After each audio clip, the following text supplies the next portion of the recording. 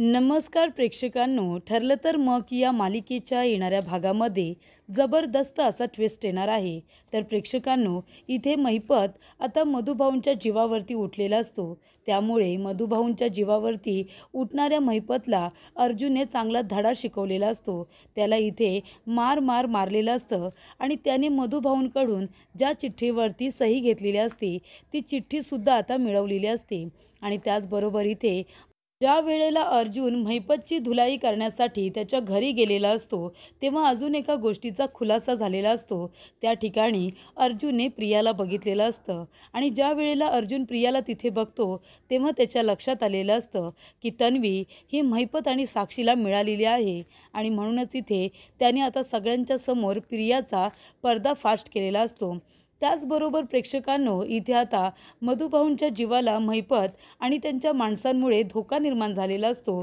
तेव्हा इथे सायलीने मधुभाऊंच्या जीवाची काळजी करता एक महत्त्वाचा निर्णय घेतलेला असतो। तिने इथे अर्जुनला सांगितलेलं असतं की आपण मधुभाऊंना जानकीच्या घरी ठेवूया। माझ्यासारखी जर कुणी जीव लावणारी मधुभाऊंना असेल तर ती दुसरी तिसरी कुणी नसून ती जानकी आहे। जानकी मधुभाऊंना व्यवस्थित सांभाळेल आणि त्यांची काळजीसुद्धा घेईल आणि कुणाला कळणारसुद्धा नाही की मधुभाऊ तिच्या इथे राहत आहेत म्हणून। तेव्हा इथे अर्जुन म्हणतो, ठीक आहे, तसं असेल तर आपण मधुभाऊंना तिथे घेऊन जाऊया। आणि त्यामुळे इथे सायलीने मधुभाऊंना जानकीच्या इथे ठेवण्याचा निर्णय घेतलेला असतो। तर प्रेक्षकांनो, इथे कशा पद्धतीने या गोष्टी घडत जातात तर इथे अर्जुन महिपतला कशा पद्धतीने मारून ते लेटर मिळवतो आणि सगळ्यांच्या समोर प्रियाचा पर्दाफाश करतो। आणि त्याचबरोबर इथे सायली आणि अर्जुन मधुभाऊंना जानकीच्या घरी कशा पद्धतीने घेऊन जातात आणि त्यांची काळजी घ्यायला सांगतात, आजच्या भागामध्ये सविस्तरपणे आपण बघूया। तर प्रेक्षकांनो, आपण बघितलं इथे ज्या वेळेला अर्जुनने कोर्टामध्ये सगळे पुरावे सादर केल्यानंतर साक्षीला तिच्या गुन्ह्याची शिक्षा मिळालेली असते। तर कोर्टामध्ये 3 महिन्यासाठी का होईना पण साक्षीला जेल झालेली असते। त्यामुळे इथे आता महिपत खूपच जास्त चवताळलेला असतो। आपली मुलगी जेलमध्ये गेली आहे, तिला वाचवण्यासाठी त्याने अतोनात प्रयत्न केलेले असतात पण तरीसुद्धा त्याला यश काही येत नाही। कारण आता केस अर्जुन सुभेदार याने घेतल्यामुळे इथे आता मधुभाऊंना तर शिक्षा होणं हे अशक्य झालेलं असतं आणि शिक्षा ही खऱ्या गुन्हेगाराला मिळालेली असते।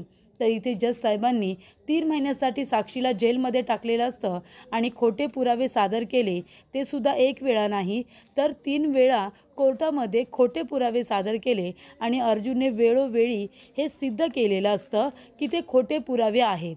त्यामुळे इथे साक्षीला 1 लाखाचा दंडसुद्धा सांगितलेला असतो। त्यामुळे इथे आता महिपतला राग आलेला असतो। महिपत म्हणतो की हे सगळं त्या मधुकर पाटलामुळे झाले ना, अर्जुनने माझ्या मुलीला जेलमध्ये टाकलं, मग आता त्याची शिक्षा तर त्याला मिळणार पण ती शिक्षा मी त्याला करणार नाही आहे तर त्याच्या सासऱ्याला करणार। मधुकर पाटलाला मी मारून टाकणार पण त्याला सहजासहजी मारणार नाही। तर इथे महिपतने एक चिठ्ठी लिहिलेली असते। महिपत चिठ्ठीमध्ये लिहितो की मी मधुकर पाटील, मी विलासचा खून केला पण साक्षीला शिक्षा झाल्यामुळे मला त्याचं खूपच जास्त वाईट वाटलेलं आहे आणि म्हणूनच मी स्वतःला संपवतोय असं त्याच्यामध्ये लिहिलेलं असतं। आणि त्या चिठ्ठीवरती मधुभाऊंची सही हवी असते आणि म्हणूनच महिपतने आपल्या माणसांना पाठवलेलं असतं, गुंड लोकांना, ही चिठ्ठी घेऊन जायचं मधुकर पाटलाकडे, त्याच्यावरती त्याची सही घ्यायची आणि त्याला ठार मारून यायचं। त्यांनी आत्महत्या केली असं वाटलं पाहिजे अशी त्यांना सुपारी देण्यात आलेली असते। तेव्हा ते गुंड लोक मधुभाऊंचा पाठलाग करत त्यांच्या घरपर्यंत जातात। जनता चाळीमध्ये मधुभाऊ पोचलेले असतात, अगदी आपल्या घरामध्ये सुद्धा जातात पण तरीसुद्धा ते गुंड लोक आरी येत नाही। ते म्हणत असतात की रस्त्यावरतीच त्याला मारलं असतं, पण आता जर रस्त्यावरती मारलं असतं तर त्यांनी आरडाओरडा केला असता, लोकांनी आपल्याला मारलं असतं, तर आता घरात घुसून मारलं तर त्यांच्या घरात कुणी येणार नाही। तेव्हा ते गुंड लोक मधुभाऊंना मारण्यासाठी चाळीतल्या घरामध्ये जातात। कुसुमताई घरामध्ये नसल्यामुळे इथे ते दोघेजण आता मधुभाऊंना धमकी देतात, जर या पेपरवरती सही नाही केली तर तुला मारून टाकू। मधुभाऊ म्हणतात, नाही करणार सही, कुठल्याही कागदावरती कुठल्याही पेपरवरती मी सही करणार नाही आहे। ते गुंड म्हणतात, जास्त शहाणा बनू नकोस, जर तू सही नाही केलीस ना तर तुझी ती मुलगी आहे ना अर्जुन सुभेदारची बायको, तिला आम्ही सोडणार नाही, तिच्या चिंधड्या चिंधड्या करू। मग तुला काय हवंय आता ते सांग बरं। तेव्हा इथे मधुभाऊ टेन्शनमध्ये येतात. सायलीच्या काळजीपोटी, तिच्या प्रेमापोटी ते लगेचच कागदावरती सही करायला तयार होतात. पण त्यांनी ती चिठ्ठी वाचलेली असते, त्याच्यामध्ये काय लिहिलंय ते. आणि ते गुंड लोक मधुभाऊंना ठार मारून जाणार तेवढ्यातच तिथे कुसुमताई येते आणि अर्जुन आणि सायलीसुद्धा मधुभाऊंना भेटायला आलेले असतात. ते तर आपण बघितलं. त्यानंतरला इथे अर्जुनला मधुभाऊ सांगतात की त्यांनी एका कागदावरती माझी सही घेतली, ती माणसं महिपतची आहेत हे सुद्धा अर्जुन आणि सायलीला कळलेलं असतं. तेव्हा सायली म्हणते की त्याची मुलगी जेलमध्ये गेली ना, त्यामुळे आता तो चौथळला असेल. तेव्हा अर्जुन म्हणतो की मधुभाऊंच्या जीवाला इथे धोका आहे, ते लोक पुन्हा येणार. आपण एक काम करूया, मधुभाऊंना सेफ ठिकाणी नेऊन ठेवूया, आपण आपल्या घरी घेऊन जाऊया. तेव्हा सायली म्हणते ठीक आहे मधुभाऊ चला. तेव्हा मधुभाऊ म्हणतात की नाही, मी तुमच्या घरी येणार नाही. जावई बापू, तुम्ही मला जबरदस्ती करू नका, उगाच मला गळ घालू नका. कारण कसं आहे, लग्नाच्या वेळी जे काही झालं ना, त्यामुळे आता मी तुमच्या घरी येऊन राहू शकत नाही. सगळं काही व्यवस्थित होईल, सगळं काही ठीक होईल, त्यानंतरच मी येऊ शकतो, आता नाही, असं सांगितलं जातं. त्यामुळे इथे मधुभाऊ म्हणत असतात मी तुम्हाला मुलासारखं आहे, मुलाच्या घरी वडील येत नाही का. तेव्हा मधुभाऊ म्हणतात की तुम्ही बोलताय ते सगळं मला पटतंय, पण मी खरंच आता नाही येऊ शकत. त्यामुळे इथे आता अर्जुन म्हणत असतो की मग काय करायचं, कुठे न्यायचं मधुभाऊंना. तेव्हा इथे आता मधुभाऊ म्हणत असतात की मी इथेच राहतो, मला काही भीती वाटत नाही आहे, माझ्या जीवाला इथे नाही धोका. तेव्हा सायली म्हणते की मला असं वाटतं की आपण मधुभाऊंना एका ठिकाणी नेऊ शकतो. तेव्हा अर्जुन म्हणतो कुठे. तेव्हा सायली म्हणते की तिथे माझ्यासारखीच मधुभाऊंची काळजी घेतली जाईल आणि ती व्यक्ती म्हणजे जानकी. तेव्हा इथे जानकीसुद्धा अनाथ आश्रममध्येच वाढलेली असते. तिचासुद्धा मधुभाऊंवरती खूपच जीव आहे, पण तिने लग्न केल्यानंतर ती आता जास्त अनाथ आश्रममध्ये तिचं येणं झालं नाही. त्यानंतर इथे अर्जुन म्हणतो की ठीक आहे, तिथे मधुभाऊ सेफ असतील तर आपण तिथे ठेवूया. त्यानंतर प्रेक्षकांनो इथे आता सायलीने मधुभाऊंना तिथे नेण्याचा विचार केलेला असतो.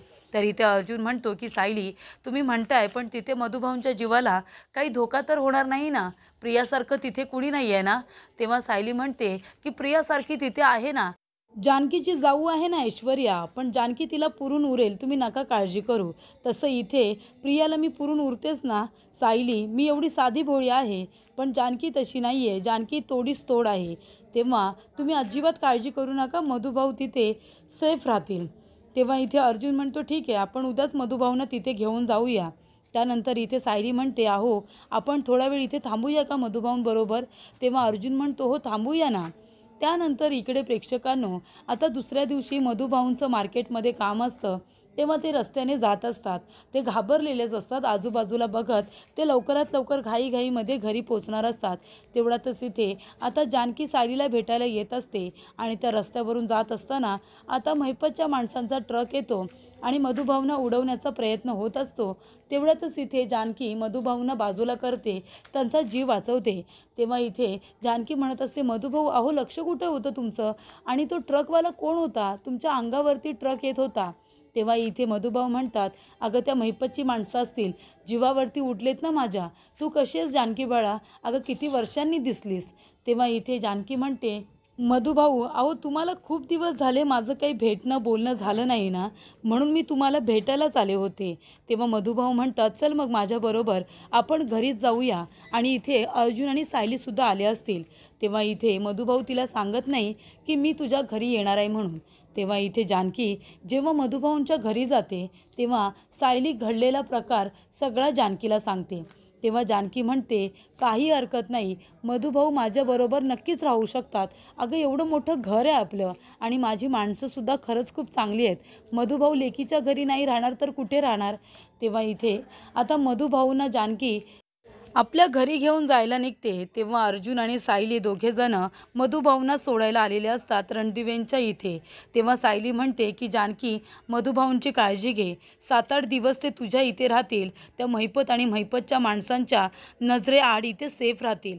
तेव्हा इथे जानकी म्हणते तू निश्चिंत राहा, मधुभाऊंची लेक मी सुद्धा आहे ना, मी त्यांची व्यवस्थित काळजी घेईन, तुम्ही फक्त आता केसकडे लक्ष द्या आणि ही केस जिंका. तेव्हा इथे सायली आणि इथे जानकी दोघीजणी आता एकत्र आलेल्या असतात. दोघी एकमेकींना मिठी मारतात, कारण मधुभाऊंच्या त्या दोन्हीही लाडक्या मुली असतात. तेव्हा इथे ऋषिकेश म्हणत असतो, तुम्ही अजिबात काळजी करू नका, मधुभाऊंची जबाबदारी आता माझीसुद्धा आहे, त्यामुळे तुम्ही निश्चिंत राहा. तेव्हा अर्जुन म्हणतो की थँक्यू सो मच, तुम्ही आहात म्हणूनच आम्हाला आता त्यांची काळजी वाटणार नाही. त्यानंतर इथे आता हे सगळं बोलणं लपून छपून ऐश्वर्या ऐकत असते. ऐश्वर्याला कळलेलं असतं की इथे मधुभाऊंना जानकी आता 7-8 दिवसासाठी ठेवणार आहे. तेव्हा ती म्हणते की ठीक आहे, इथे आता तुझ्या बापाला घेऊन आली आहेस ना, दुसऱ्या बापाची काळजी घेता घेता इथल्या बापाला कसं वरती पाठवते ना ते बघच तू. म्हणजे नानांना मारण्याचा प्लॅन ऐश्वर्या करत असते. त्यानंतर तिथे जानकी आणि इथे सायली दोघी येतात आणि ऐश्वर्याकडे आता बघायला लागतात. तेव्हा जानकी म्हणत असते की तुला काय वाटलं ऐश्वर्या, मधुभाऊंना इथे घेऊन आल्यानंतर तू इथे नानांना आणि मधुभाऊंना त्रास देण्याचा प्रयत्न करशील? ते दोन्हीही वडील आहेत माझे, कळलं ना. रक्ताचं नातं नसलं ना तरीसुद्धा त्यांनी लहानपणापासून वडिलांचं प्रेम दिलं आम्हाला आणि आमच्यासाठी वडिलांपेक्षाही खूपच जास्त मोठे आहेत ते. आणि जर त्यांना काही करण्याचा प्रयत्न केलास दोघांनाही तर मी तुला कधीच माफ करणार नाही. आत्तापर्यंत तुझ्या खूप चुका पोटात घातल्या, पण मधुभाऊ किंवा नाना यांच्या केसाला जरी धक्का लागला ना तुझ्यामुळे तर बघच मी काय करेन, ते विसरून जाईन की तू या घरची कुणीतरी आहेस. तेव्हा सायली म्हणत असते, आणि एक गोष्ट लक्षात ठेवतो ऐश्वर्या, ती प्रियासुद्धा आहे ना असाच त्रास देत असते आम्हाला जशी तू जानकीला त्रास देतेस. पण जर या वेळेला तुझ्यामुळे जानकीला किंवा मधुभाऊंना आणि नानांना कुठल्याही प्रकारचा त्रास झाला तर माझे मिस्टर हे अर्जुन सुभेदार वकील आहेत हे विसरू नकोस, कळलं ना. तुला कोर्टात खेचायलासुद्धा वेळ लागणार नाही, असं सायली म्हणते. तेव्हा इथे आता मधुभाऊंना सेफली जानकीच्या इथे पाठवल्यानंतर अर्जुन आणि सायली दोघेजणं आपल्या घरी जातात. आणि अर्जुन म्हणत असतो की मिस्टर सायली, आता मधुभाऊंना अडकवण्यासाठी इथे महिपतने खूप मोठा प्लॅन केला आहे. तर त्या कागदावरती मधुभाऊंची त्याने सही घेतली आहे. काही करून तो कागद आपल्याला मिळवायला हवा. तो कागद मिळाला तर बऱ्याचशा गोष्टी सोप्या होऊ शकतात. तेव्हा सायली म्हणते, पण आता काय करायचं त्यासाठी? तेव्हा अर्जुन म्हणतो की मी महिपतच्या इथे जाईन, एकदा त्याला भेटलं तर बरंच होईल. तेव्हा अर्जुन महिपतकडे जातो आणि म्हणत असतो की महिपत शिखरे, लवकर इकडे ये, कुठे बिळात लपून बसलास? तुझ्या मुलीला 3 महिन्यासाठी जेलमध्ये पाठवलं आहे तर कसा तडफड करतोयस ना तू. तरीसुद्धा तिने खरोखर विलासचा खून केला आहे, ती खरोखर गुन्हेगार आहे, तरी पण ती 3 महिन्यासाठी जेलमध्ये गेली तर कसा तुझा जीव कासावीस झाला. मग मधुभाऊ तर बिचारे निर्दोष आहेत. मग जेव्हा तू त्यांना जेलमध्ये टाकलंस खोट्या केसमध्ये, तुझ्या मुलीने गुन्हा करून मधुभाऊने 1.5-2 वर्ष विनाकारण जेलमध्ये काढली, त्यांची चिल्ली पिल्ली, त्यांची ती मुलं जेव्हा बेघर झाली तेव्हा तुला काहीच वाटलं नाही का? तेव्हा तुला लाज नाही वाटली? मग आता त्यांची ही जी काही तू तडफड केली होतीस त्यावेळेला, त्यांची अवस्था वाईट केली होतीस ना, त्याचा तुला हा श्राप लागला आहे. तुझी मुलगी आता फक्त 3 महिन्यासाठी गेली आहे आणि मी तिला कायमची जेलमध्ये पाठवणार आहे. अगदी जन्मठेपेची शिक्षा तिला होत नाही ना, फाशीची शिक्षा होत नाही तोपर्यंत मी ही केस लढत राहणार आहे. तू अजिबात काळजी करू नको, यापेक्षा तुझी वाईट अवस्था होईल. तुझी मुलगी 3 महिन्यासाठी जेलमध्ये काय गेली तर तू मधुभाऊंच्या जीवावरती उठलास, मारण्याचा प्रयत्न करतोयस त्यांना. पण जर मधुभाऊंना तू मारलंस ना तर तुझी मुलगी ही आता 3 महिन्यासाठी गेली, तुला कायमचा जेलमध्ये पाठवेन, कळलं का तुला. तेव्हा इथे अर्जुन आता खूपच जास्त संतापलेला असतो. तेव्हा महिपत येतो आणि म्हणतो, काय म्हणालास तू? अर्जुन सुभेदार, तुला आता मी सोडणार नाही. आणि तो अर्जुनच्या अंगावरती धावून आल्यानंतर अर्जुन त्याला बेदम मारायला सुरुवात करतो. जेव्हा इथे आता आवाज होतो त्यावेळेला प्रिया बाहेर येते आणि बघते तर काय, तिथे अर्जुन आलेला असतो. अर्जुनला बघितल्यानंतर प्रिया खूपच जास्त घाबरते आणि रूममध्ये जाऊन लपते. तेव्हा अर्जुन म्हणतो की तन्वी, मी तुला बघितले आणि मला अजिबात आश्चर्य वाटत नाही आहे, कारण मला माहिती आहे तू साक्षी आणि महिपतला कधीच मिळालेली आहेस. म्हणून तर कोर्टामध्ये ज्या वडिलांनी तुला लहानाचं मोठं केलं त्या वडिलांच्या विरोधामध्ये खोटी साक्ष दिलीस आणि त्यांना कोर्टामध्ये आणि त्यांना कस्टडीमध्ये अडकवून ठेवलंस, कळलं का तुला. तेव्हा तुला इथे बघून मला अजिबात आश्चर्य वाटलेलं नाही आहे. तेव्हा इथे अर्जुन आता महिपतला मारत असतो आणि म्हणतो की कुठे तुझी ती माणसं ज्यांना पाठवलं होतंस ना मधुभाऊंना मारण्यासाठी.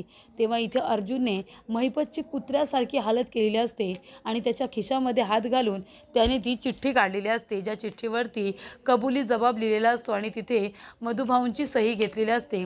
तो कागद अर्जुनने मिळवलेला असतो. महिपतला चांगलं त्याने आता धुतलेलं असतं. तो म्हणतो, पुन्हा जर मधुभाऊंना मारण्याचा तू प्रयत्न केलास तर मी आताच कोर्टामध्ये जाईन आणि तुझ्या विरोधामध्ये सुद्धा जज साहेबांना निकाल द्यायला सांगेन, कळलं ना? जन्मठेपेसाठी पाठवेन तुला पण. तेव्हा इथे अर्जुन म्हणतो की तुझ्या विरोधात पुरावे गोळा करायची गरज लागणार नाही. एक कंप्लेंट केली ना की आधीच्या सगळ्या केसेस बाहेर पडतील, कळलं तुला?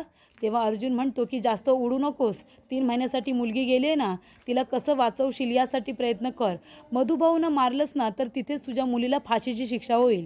कारण का इथे साक्षी जेलमध्ये गेली म्हणून तू महिपत मधुभाऊनं मारलंस हे कोर्टामध्ये सिद्ध करायला मला जरासुद्धा वेळ लागणार नाही. एकच तारीख मला बास झाली, कळलं तुला?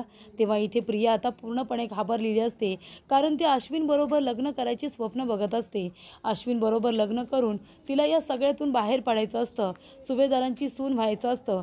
पण इथे तर अर्जुननेच आता महिपतच्या घरी तिला बघितल्यामुळे अर्जुन आता सगळ्यांना जाऊन सांगणार ही गोष्ट तिला माहिती असते. तेव्हा ती म्हणत असते, अर्जुन अरे मी इथे अशीच आले होते, यांचा आणि माझा काही संबंध नाही आहे. तेव्हा अर्जुन म्हणतो, मला तुझ्याशी काही बोलायचं नाही आहे, तुला कळलं ना? माझ्याशी देणं घेणं ठेवू नकोस. तुला ज्यांच्याशी बोलायचं आहे त्यांच्याशी तू बोलू शकतेस, असं अर्जुन म्हणतो. अर्जुन तिच्या तोंडाकडे सुद्धा बघत नाही, कारण ती कुठल्या रीतीची मुलगी आहे त्याला बरोबर माहिती आहे. जी मुलगी पैशांसाठी आपल्या वडिलांसारख्या मधुभाऊंना जेलमध्ये टाकू शकते ती मुलगी कुणाचीच होऊ शकत नाही. त्यानंतर अर्जुनने आता जावयाचं आणि मुलाचं दोन्ही कर्तव्य पार पाडलेलं असतं. इथे महिपतला चांगली धमकी दिलेली असते, त्याला मारलेलं असतं, त्याच्याकडून चिठ्ठीसुद्धा घेतलेली असते, प्रियालासुद्धा तिथे बघितलेलं असतं. त्यानंतर अर्जुन निघतो आणि घरी येतो. घरी आल्यानंतर तिथे अर्जुनच्या तोंडाला वगैरे लागलेलं असतं. कल्पना धावत पळत येते आणि म्हणते, अर्जुन काय झालं? कुणी मारलं तुला? तेव्हा अर्जुन म्हणतो, कुणी मला मारलेलं नाही आहे, मी जाऊन त्या महिपतला मारले. आणि तुम्हाला माहिती आहे का तिथे अजून कोण होतं? तिथे ती तन्वीसुद्धा होती. तन्वी आणि महिपत त्याचबरोबर अजून कुणीतरी होतं. मी आतमध्ये काही गेलो नाही, याची मीटिंग चालू होती. मधुभाऊंची एका पेपरवरती सही घेतली होती. हा आहे तो पेपर. आणि जबरदस्तीने तो मधुभाऊंना मारण्याचा प्रयत्न करतोय. जेव्हापासून साक्षी जेलमध्ये गेले तेव्हापासून तो मधुभाऊंना ठार मारण्याचा प्रयत्न करतोय. पण ह्या वेळेला असं होणार नाही. मधुभाऊ सेफ ठिकाणी आहेत आणि आता ही चिठ्ठीसुद्धा मी परत घेऊन आलो आहे. तेव्हा कल्पनाला अर्जुनची काळजी वाटत असते. अर्जुन म्हणतो की मम्मा काळजी करू नकोस, हे काही पहिले गुंडे नाही आहेत. कितीतरी लोकांबरोबर माझा आमनासामना झालेला आहे आणि हे तुम्हाला पण माहिती आहे. माझं प्रोफेशनच तसं आहे. त्यानंतर इथे आता सायली खूपच जास्त आनंदी होते. ती इथे अर्जुनला मिठी मारते आणि म्हणत असते की वेळोवेळी तुम्ही हे सिद्ध करता की तुम्ही फक्त एक चांगले हुशार वकीलच नाही तर माणूस म्हणूनसुद्धा तुम्ही खूपच जास्त उत्तम आहात. इथे मधुभाऊ जरी माझे वडील असले तरीसुद्धा तुमचे वडील असल्यासारखे तुम्ही ही केस लढताय. जेव्हापासून मी लग्न करून या घरामध्ये आली आहे तेव्हापासून तुम्ही फक्त आणि फक्त माझ्यासाठी लढताय असंच मला वाटते. त्यानंतर इथे प्रेक्षकांनो सायली आता फुल्ली इम्प्रेस झालेली असते. मधुभाऊंना वाचवण्यासाठी अर्जुनने तो पेपरसुद्धा आणलेला असतो आणि लवकरच तो कोर्टामध्ये सादर करत इथे अर्जुन प्रूफ करणार असतो की मधुभाऊंच्या जीवाला महिपतपासून धोका आहे आणि त्यामुळे इथे महिपतला कठोरातली कठोर शिक्षा झाली पाहिजे यासाठी सुद्धा अर्जुन लवकरात लवकर प्रयत्न करणार असतो. आणि त्यामुळे इथे मधुभाऊंना आता कशी सेफ्टी देता येईल यासाठी अर्जुन लढायचं ठरवतो.